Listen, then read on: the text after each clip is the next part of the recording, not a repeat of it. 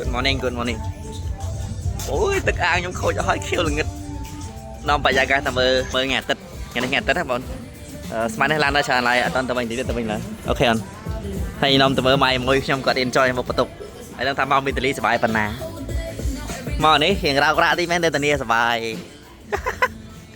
បងប្អូនមកដល់ enjoy ហើយទីតាំងនៅមាត់សមុទ្រដូចមិនអញ្ចឹងថ្ងៃនេះបន្ទប់មកបន្ទប់បងខ្ចីប្រម៉ូទសិនបានអត់ខ្ចីធ្វើ BA សិនបានអត់បានណា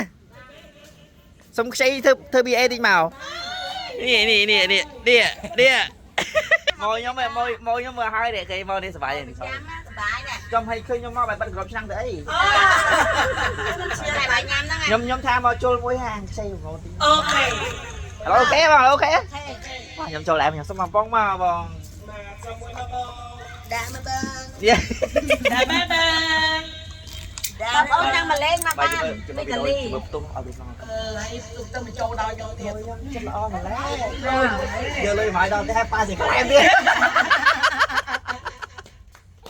ដឹកឆ្នាំអីមកនេះប៉ុណ្ណឹងថាសុបាយទៀតអី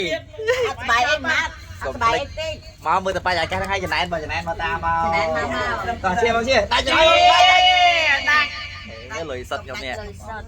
ម្លេះហងបងប្អូនដាក់លុយមកច្រើនមក